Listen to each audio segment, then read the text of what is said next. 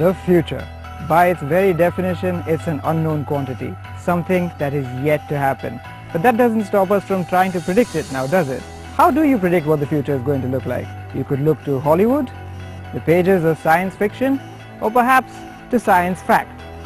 BMW, it would seem, has done all of those things to come up with its new car, the magnificent i8. It all starts with the way this car looks. I wouldn't even call it beautiful in the conventional sense of the word, but it's just so high on drama and panache. In terms of wow factor, there's no doubt that it's right up there with the most exotic of supercars. I just love the sharp angles at the front, the aerodynamic blades at the rear, and the way it looks like the body panels have been mounted onto the passenger cell, like some sort of robotic exoskeleton. It simply looks like no other car on sale right now. Before we set off though, we have to make sure the i8 is juiced up, and while the petrol tank was full, the batteries did need a top up.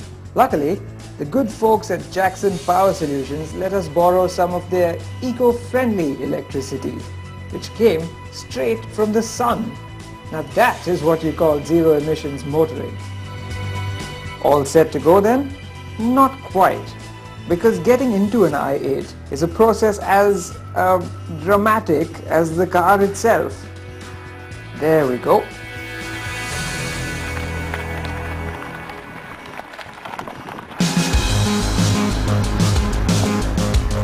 Now, like the exterior, the interior of this car can rival the best from Lamborghini or Ferrari or any of the sports car makers when it comes to a sense of occasion.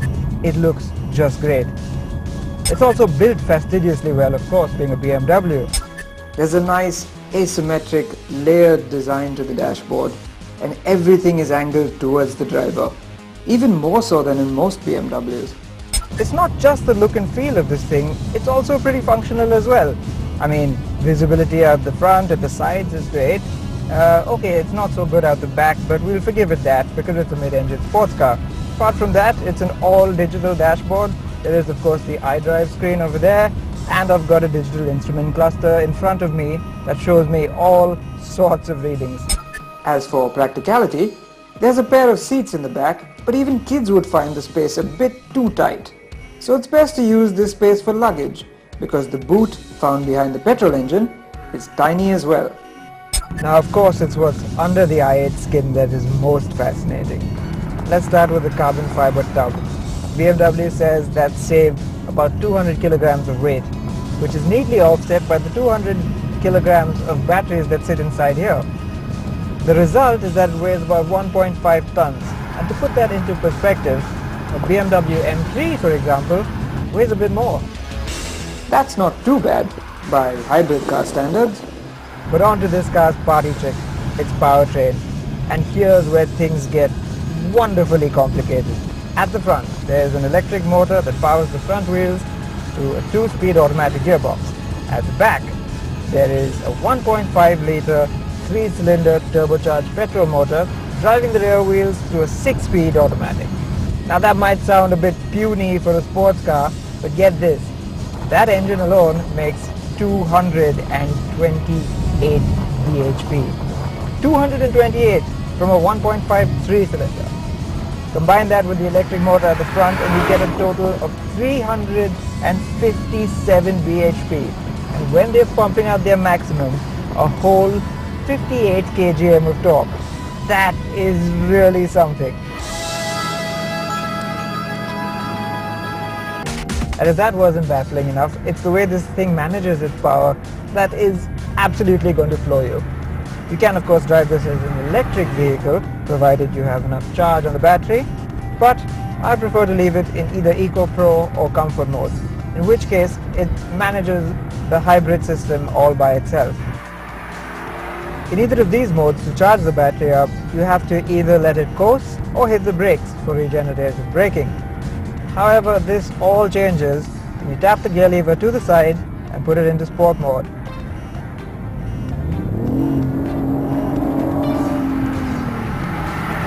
In this mode, the dials are glowing red and the engine is working at full capacity. It's always on, it's always trying to deliver the maximum thrust, and it's also somehow charging the batteries as a generator. But that's when you're driving sensibly. Go flat out and you will drain the batteries and the petrol tank alarmingly quick. You will, however, have a damn good time doing it. So the responses off the line are razor sharp. It's got a really strong electrically assisted mid-range. But if there is one shortcoming to this engine, it's probably that it doesn't have too much. The performance overall then is good, but not earth-shattering. The sensation of speed is helped by one thing though, the sound. Now because it's an electric hybrid, of course, when you're driving in electric mode, it's a lot of whooshes and swooshes and hums. But put the engine on, and it makes a rather pleasing rumble. And this is a 3-cylinder, let me remind you. Okay, a lot of what you're hearing is because BMW chooses to pipe its engine note through the speakers into the cabin. But I've been outside the car and it sounds just as amazing from there. But what I find most astonishing is just how natural the whole process feels. I mean, you can barely tell when it's switching over from electric to internal combustion mode. And even the brakes, they don't feel wooden, they feel progressive and natural, and rather good for a sports car. And that's really something special from regenerative brakes. But in any good sports car, the power has to be complemented by a solid chassis, right? As for the handling, well, we haven't had a chance to give it a proper white-knuckle handling test yet. But what I can tell you is that the effective four-wheel drive system gives it a lot of grip at the front end. But that having been said, it does use rather skinny tires, both front and back, for a sports car. And that means if you push it really hard, it will probably lose grip at the front. What's ever present though is BMW's legendary 50-50 weight distribution, which gives the car a lot of balance. It's a hugely competent chassis, but again, it's not the last word in seat of your pants thrills. And for the purist, there are others that can offer more. So what about the ride quality? Well, it is a little on the firm side, but I will have to say it's acceptable for a sports car like this. What is a bit more of a concern in our road conditions is the ground clearance, which is on the low side, and it's only made a little bit worse by the really long wheelbase of this car. So you have to be a little bit careful when you're crossing speed breakers in it. So the BMW i8 is not the perfect sports car, nor is it the perfect hybrid. In either case, there are others that do it better. But as a combination of those two ideas, it is something truly revolutionary. And there's nothing quite like it in the Indian market right now. But for all its hybrid tech, at rupees 2.3 crore, it is a rather expensive proposition, especially when you consider that you can get a lot more horsepower in some seriously thrilling cars for the same money.